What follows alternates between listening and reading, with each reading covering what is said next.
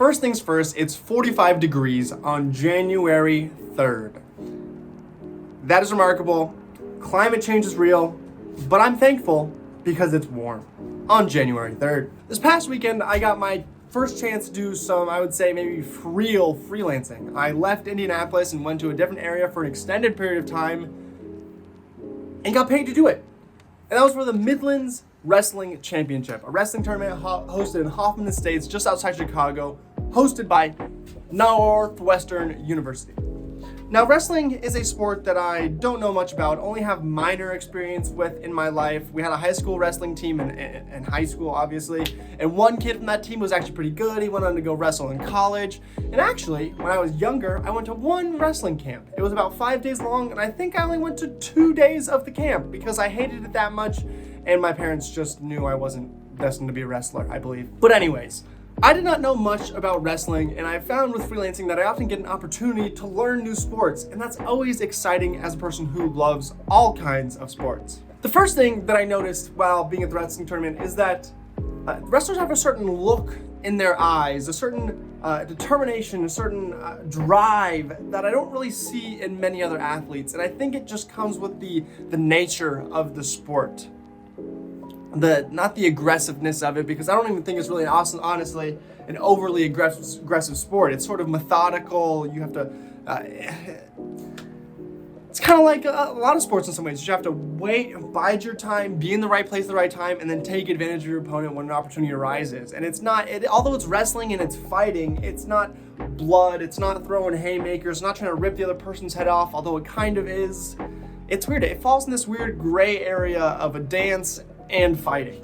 Beyond the look in their eyes, I found out that wrestlers don't really have any particular look that is more designed for success. Wrestlers come in all different forms, shapes, and sizes. Obviously, there are the different weight classes, but even in with the weight classes, there are different looks amongst those people. In some of the weight classes, there are some people that are a little more hefty, a little more bulky, but they're shorter and they're able to use their weight to their advantage. But then there are other people that are taller and more lean and lengthy that are able to use their length to their advantage. So that kind of struck me as something that was interesting, that there's no real equation or body type that leads to more success, although obviously having more, like being stronger and having long arms is an advantage. But beyond that, there was nothing that really stood out about what made a good wrestler different than a bad wrestler. At least that I can understand as the layman. Another thing that I learned was the scoring. The scoring, it's kind of what you expect almost. A takedown you get points for, a reversal you get points for, escapes you get points for, and if you get a 5-second pin, the match is over. I also saw girls wrestling for the first time in my life, and that was interesting. It's easy to be instinctual and like hate or second guess or doubt women's wrestling, but there are some killers out there. Women's wrestling is only growing. It's a relatively new thing, but it's only growing. And there are some killers out there. There's this one school, North Central. I have no idea where they're from, but they won literally like 8 out of the 10 divisions. Just surely dominated against everybody else. It was ridiculous. Also, in this one weight class with the women's, during one of the championships, this girl who looked pretty athletic. If you saw her, you might honestly think she looks like a basketball player. She had long legs. She was like kind of taller. She just looked like an athlete. In her championship match, she lined up against this girl and pinned her, and I think literally about 15-20 seconds and the match was over. It was kind of embarrassing, but the chick, you could kind of see she's just a dog. She had it in the bag before the match even started. The one thing that stood out to me the most, that was my most favorite thing about this wrestling tournament, was the coaches and the people around the sport, but mainly the coaches.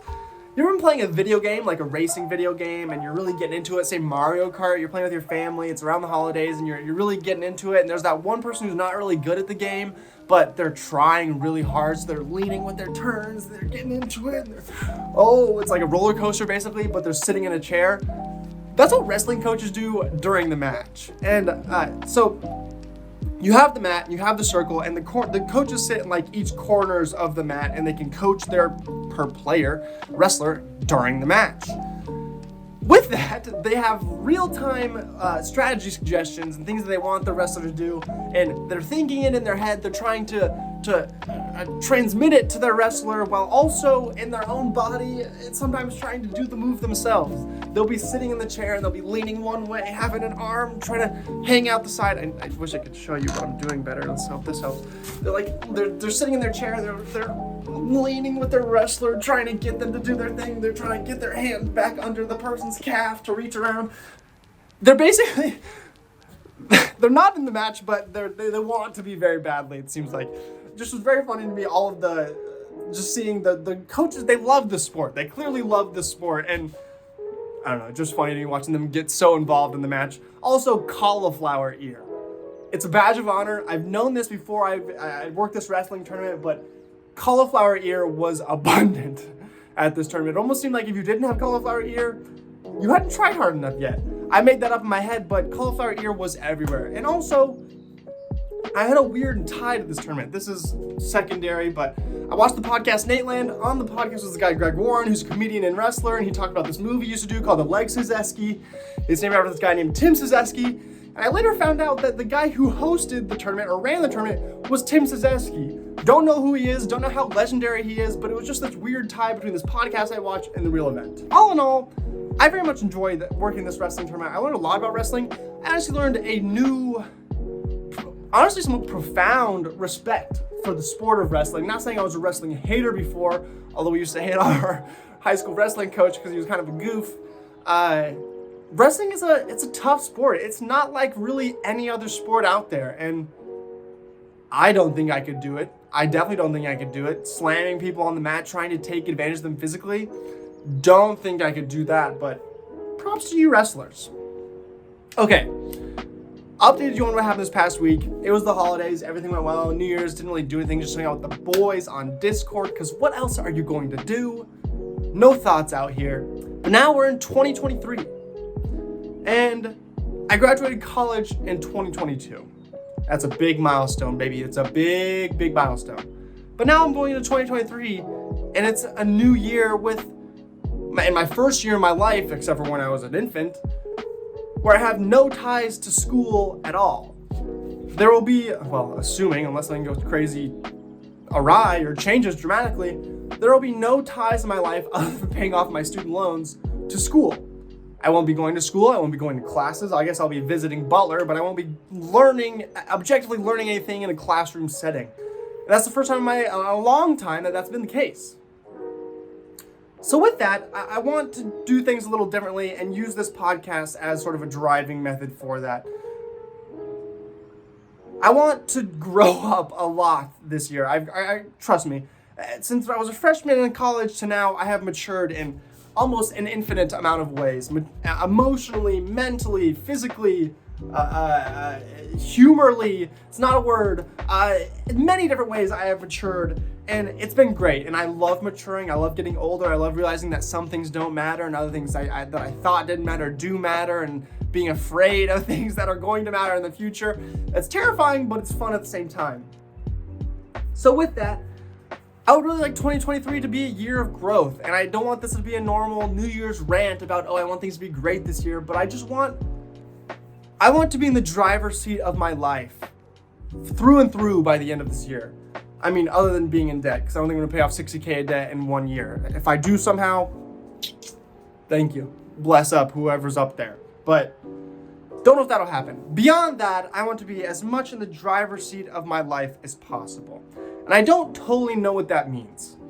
But I do know that there are a lot of things that I can get better at, improve on, within myself, beyond myself, with the people around me, who I hang out with, hang out with people more in general. There are a lot of things that I have on my mental roadmap down the road that I want to check off, I want to achieve, I want to just not even achieve, just bring into my daily life. There are things that I want to change about myself that will help me infinitely in the long run. And I would like to use my podcast as a way to express that. If you've been watching my podcast, you know about the last 10, 15 weeks, it's kind of been me just doing more of a weekly journal. And I love the more produced videos that I did, and honestly, the hour-long podcasts back in the day were kind of fun as well, but I discovered this is the best tone for me, just talking to you about what I go through. And I know people love guests and whatever else, but I've started doing this a lot more for me now. Originally wanted to do this to have a big audience or eventually make money off this one day, but it's changed from that now. It's matured with me, and I want to keep that going. I want this to not be the main driving force for me progressing forward in life, but I want this to be a documentation of how Matthew Stein right now on January 3rd of 2023 matured, grew a lot financially, emotionally, mentally, all of those things. Got closer with his loved ones, made new friends, made a lot of money maybe, made just things that add to my value of life, whether that's experiences, people, places, I don't know. I do kind of know. But anyways, I'm losing track of my message here. I want 2023 to be a transformative year for me. I'm not expecting the most drastic things to happen in my life because I feel like that you can put too much pressure on yourself in a year with that. But I do want it to be a year of changing, a year of growing, and ultimately, at the end of the day, maturing in most ways possible. But I say maturing, I don't want to lose who Matthew Stein is because I'll forever be a goofy guy who doesn't take things too seriously unless they need to be. Because if you're not being yourself at the end of the day, what the fuck are you doing? So I don't want to lose track of myself, but I want to change the way I go about life, I guess? I don't know. I'm rambling on without giving details, so I'm going to end it here. Just know I want 2023 to be a big growing year for me. I want to really become an adult this year, at least a strong young adult. That's what I'm looking for. I've got good things going for me now, but there's a lot more things I could get the ball rolling on that'll just build with time. And that's what I'm hoping 2023 is, a year that sets me up for the future. Maybe that's the best way to put it. Let's hope that happens. And I'm going to take you along with me on the podcast here. And even though it's not even really a podcast anymore, but yeah, these episodes aren't even particularly funny anymore. And I imagine they're casting to an even smaller audience. And that's probably not a good thing for the overall viewership of my podcast, but I don't really give a fuck. So I'm going to keep doing it the way I want to because that's what this is all about. That's what life is about. So I'm going to keep balling. Hopefully I see some cool places this next year, and hopefully you keep watching. But as for this week's episode, I've been your host, Matthew Stein. You have been fantastic as always, and I'll see you in next week's episode as we try and get better in 2023. I hope you do the same as well. That is all. Talk to you soon. See you, gamers.